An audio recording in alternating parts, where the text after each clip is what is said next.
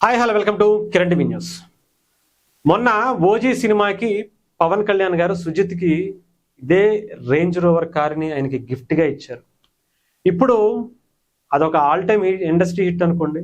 నిజంగా చెప్పాలంటే ఒక వైపు ఒక ఊపేశారు. రికార్డులు తగలబడిపోవటం అంటే ఏంటో, థియేటర్లలో అరాచకం అంటే ఏంటో ఓజీ సినిమాతో మనకి పవన్ కళ్యాణ్ గారితో పాటు ఆయన డైరెక్ట్ చేసి చూపించినటువంటి విధానంతో సుజిత్ గారు మనకు అర్థమైపోయింది. రేంజ్ రోవర్ ఏంటి అసలు చెప్పాలంటే అంతకు మించి ఇంకొకటి ఏమన్నా తయారు చేసి ఆయనకి ఇవ్వచ్చేమో అనిపించింది. పవన్ కళ్యాణ్ గారి అభిమానులు అయితే గుడే కట్టేసుకున్నారు ఆయనకి. ఇకపోతే మెగాస్టార్ రికార్డుల రారాజు, బాస్ అంటే అప్పటికి ఇప్పటికి ఎప్పటికీ బాసే అని మరోసారి ఇండస్ట్రీ హిట్ కాదు, వాటికి మొగుడనిపించుకునే బాస్ మెగాస్టార్ కూడా అనిల్ రావిపూడి గారికి రేంజ్ రోవర్ కార్ని గిఫ్ట్ ఇచ్చారు. దాదాపు ఈ కారు ఖరీదే 2 కోట్ల రూపాయలట. ఇంత ఖరీదైనటువంటి గిఫ్ట్లు ఇంత విలువైనటువంటి దర్శకులకి మాత్రమే ఇచ్చారేమో అనిపించింది.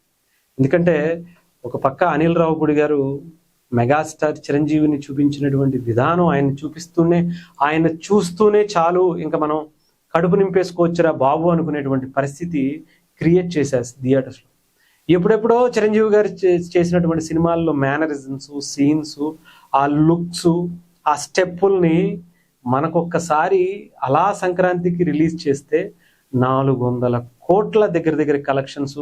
ఇప్పటికీ సంక్రాంతికి రిలీజ్ అయ్యి 12వ తారీఖు రిలీజ్ అయితే ఇవాళ 25, 26వ తారీఖు ఈ రోజుకి వస్తుంటే కూడా కలెక్షన్స్ ఇంకా పెరుగుతూనే ఉన్నాయంటే అసలు మెగాస్టార్ స్టామినా వారం రోజుల్లో 300 కోట్లు అలా కొట్టేసి చూపించిందంటే ఆలోచించండి ఆయన ఏ రకంగా చూపించాడు. ఇకపోతే పవన్ కళ్యాణ్ గారి గురించి, పవన్ కళ్యాణ్ గారికి సరైన సినిమా పడితే చాలురా, అది థియేటర్ దద్దరిల్లిపోతే, థియేటర్ తగలబడిపోతేరా బాబు అనుకునేటువంటి క్రేజ్ని మన దేశంలోనే కాదు ప్రపంచంలో ఎంతో మంది దేశంలో దాదాపు వరల్డ్లోనే టాప్ 10లో కొనసాగింది మన ఓజీ సినిమా సుజిత్ గారి డైరెక్షన్లో. మన శివశంకర్ వరప్రసాద్ ఏం తక్కువేం కాదు. నిజంగా చెప్పాలంటే ప్రపంచ చార్ట్లో వీకెండ్ కలెక్షన్స్ చార్ట్లో 6వ స్థానంలో ఒక తెలుగు సినిమా. పాన్ ఇండియా లెవెల్లో ఎవరైనా రిలీజ్ చేసి హిట్లు కొట్టచ్చు, కానీ ఒక తెలుగులో రిలీజ్ చేసి హిట్లు కొట్టారు చూసారా, అది కూడా వరల్డ్ రికార్డ్స్ చార్ట్లో 6వ స్థానంలో ఉంది చూసారా. అది మెగాస్టార్ స్థాయి అంటే ఏంటో చూపించింది. ఇద్దరికి మంచి గిఫ్ట్లు ఇచ్చారు. ఒకరు మెగాస్టార్ చిరంజీవి గారు, ఆయనకి అంత ఖరీదైనటువంటి కారు నిజంగా ఆయన కూడా ఎక్స్పెక్ట్ చేశారో లేదో నాకైతే తెలియదు, కానీ ఎవరూ ఎక్స్పెక్ట్ చేయలేదు. ఎందుకంటే ఆయన రెమ్యునేషన్ ఎంతో నాకైతే తెలియదు. ఆ రెమ్యునేషన్ అంతా కూడా ఇచ్చేసారేమో, దాంట్లో సగం డబ్బులు వీటి కోసమే ఖర్చు పెట్టేశారేమో అనిపిస్తుంది చిరంజీవి గారు. ఎందుకంటే ఆయనకి డబ్బులు ఇంపార్టెంట్ కాదు. ఒక అభిమాని ఇంత అద్భుతమైనటువంటి సినిమాని చూసి ఎంజాయ్ చేశాడు, ఒక అభిమానులు ఎంతలా హ్యాపీగా ఉండేటువంటి హిట్ ఇచ్చారు, అతని కోసం నేను ఇవ్వాలి. అతను చాలా అద్భుతంగా డైరెక్ట్ చేశాడు.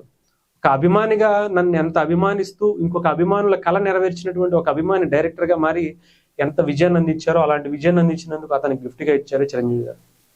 ఇంకొక పక్క పవన్ కళ్యాణ్ గారు ఇచ్చినటువంటి గిఫ్ట్కి దాని వెనక చాలా పెద్ద కథ ఉంది. అది కూడా మనం గతంలో వీడియో చేసుకున్నాం, మళ్ళీ ఒక్కసారి చెప్పే ప్రయత్నం చేస్తాం.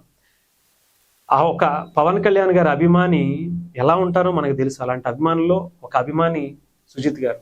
ఆయన్ని అభిమానించేటువంటి నటుడు చిరంజీవి గారు, అలాంటి అభిమానించే నటుడు పవన్ కళ్యాణ్ గారిని హీరోగా డైరెక్ట్ చేసేటువంటి అవకాశం వస్తే ప్రాణం పెట్టి పనిచేస్తారంటారు చూసారా, అంతకన్నా ఎక్కువ పెట్టి ఆయన దగ్గర విలువైనటువంటి వస్తువుల్లో ఒకటిగా ఉన్నటువంటి రేంజ్ రోవర్ కార్ని అమ్మేసి మరి జపాన్ షెడ్యూల్ పూర్తి కావటం కోసం కొంత డబ్బులు అవసరమైతే నిర్మాతలను ఇబ్బంది పెట్టకూడదని సుజిత్ గారు ఆయన కార్ అమ్మేసి పవన్ కళ్యాణ్ గారి సినిమా ఓజీ కోసం ఆ పార్ట్ పూర్తి చేశారట. అది తెలిసినటువంటి పవన్ కళ్యాణ్ గారు ఆయన దగ్గర డబ్బులు లేకపోయినా, ఆయనకి అంత ఖరీదైనటువంటి కారు కొనిచ్చేటువంటి పరిస్థితి లేకపోయినా, ఎందుకంటే ఆయన రాజకీయాల్లోకి వెళ్ళిన తర్వాత ఉన్న ఆస్తులని పిల్లల పేరు మీద ఉన్నటువంటి ఫిక్స్డ్ డిపాజిట్ల పేరుని కూడా తీసుకొచ్చి రాజకీయాల్లో పెట్టించే సేవా కార్యక్రమాలు చేస్తున్నటువంటి పరిస్థితి వచ్చింది ఆయనకి. అయినా కానీ అభిమాని నన్ను ఎంత అభిమానించేటువంటి అభిమానుల ఆకలి తీర్చి ఇంత అద్భుతమైనటువంటి సినిమా ఇచ్చి నన్ను జస్ట్ అలా నడిపించే రికార్డులు కొల్లగొట్టినటువంటి సుజిత్కి నేను ఏదో ఒకటి చేయాలని ఏ కార్ అయితే అమ్ముకున్నారో ఆ కారుని ఆయన లోన్లో తీసుకుని ఈఎంఐలు పవన్ కళ్యాణ్ గారికి కడుతూ ఆయనకి ఇచ్చారు ఆ కార్ని. అది ఇద్దరిలో ఉన్నటువంటి గొప్ప సంస్కారం.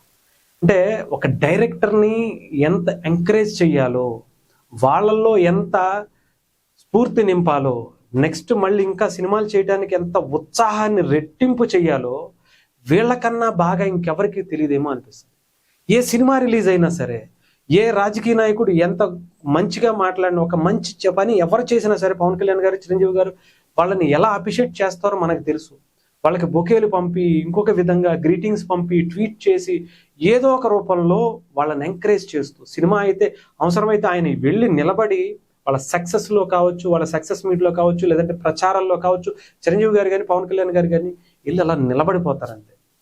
అలాంటి వ్యక్తులు సినిమా ఇండస్ట్రీ, సమాజం బాగుంటుంది అంటే అలాంటి వ్యక్తులతో కూడినటువంటి సమాజాన్ని, మంచిని ఇంకా ఎంకరేజ్ చేసేటువంటి ఇలాంటి దర్శకుల్ని ఇంకా ఎక్కువ మంది రావాలనేటువంటి ఇండస్ట్రీలో ఆయన కావచ్చు, సమాజంలో పవన్ కళ్యాణ్ గారు కావచ్చు, ఇద్దరూ కూడా ఒక ఐకానిక్ లీడర్స్ అనే చెప్పాలి. ఐకానిక్ అచీవ్మెంట్స్, లెజెండరీస్ అనే చెప్పాలి. ఏదేమైనా వీళ్ళిద్దరిని చూస్తుంటే చాలా చాలా చాలా గర్వంగా అనిపిస్తుంది. ఇద్దరు ఈ రేంజ్ రోవర్లు ఇద్దరు దర్శకులకి ఇస్తుంటే, ఇలాంటి వ్యక్తులు ఇంకెంతమందిని తయారు చేసి, ఇంకా ఎంతమంది ఎన్ని సినిమాలు తీసి అటు ఇండస్ట్రీని, ఇటు సమాజాన్ని మంచిగా చూసుకోవాలని